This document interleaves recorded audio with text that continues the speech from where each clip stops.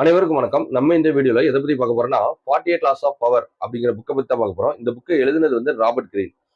இதுல என்ன சொல்றாங்கன்னா, அதாவது அதிகாரத்தை அடைய கடைபிடிக்க வேண்டிய 48 விதிகள் அப்படிங்கிற மாதிரி இந்த புக்ல கொடுத்துருக்காங்க. இந்த விதியை கடைபிடிச்சீங்கன்னா நீங்க அதிகாரத்தை அடையிறது எளிதாகும் அப்படிங்கிற மாதிரி சொல்றாங்க.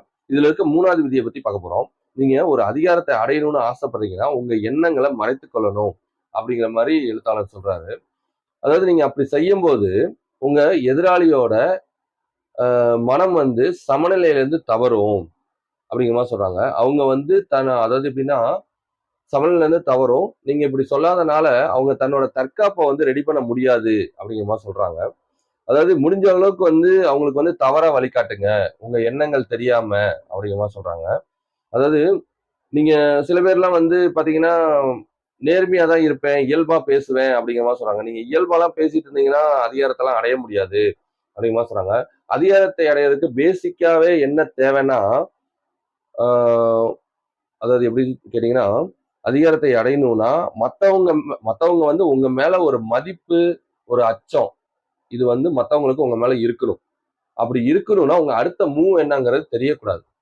உங்க அடுத்த மூவ் தெரியக்கூடாதுன்னா நீங்க சாதாரணமான ஆளா இருக்கக்கூடாது. உங்க நோக்கங்கள் உள்ள ஒண்ணு இருக்கணும். அந்த நோக்கங்கள் தெரியாம வெளியே வேற மாதிரி பேசணும்.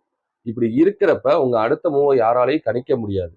கணிக்க முடியாதப்ப உங்களோட உங்க மேல மத்தவங்களுக்கு ஒரு மதிப்பும் ஒரு அச்சமும் வரும். உங்களோட அடுத்த மூவ் தெரியாதப்ப. இதெல்லாம் தான் அதிகாரத்தை அடைய பேசிக்கான எலிஜிபிலிட்டியா இதுல இந்த புக்ல சொல்றாங்க.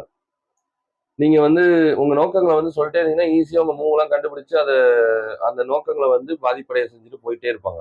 அதனால இதெல்லாம் சொல்லாதீங்க அப்படிங்கிற மாதிரி சொல்றாங்க.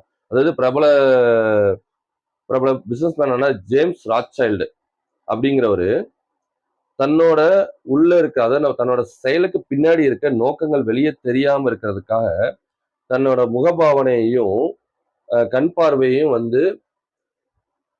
அந்த விஷயத்துக்கு சம்பந்தம் இல்லாத மாதிரி வச்சுக்கிறதுக்காக வாழ்க்கை ஃபுல்லா பயிற்சி எடுத்துட்டு இருந்தாராம் அப்படிங்கிற மாதிரி இந்த புக்ல சொல்றாங்க. நன்றி.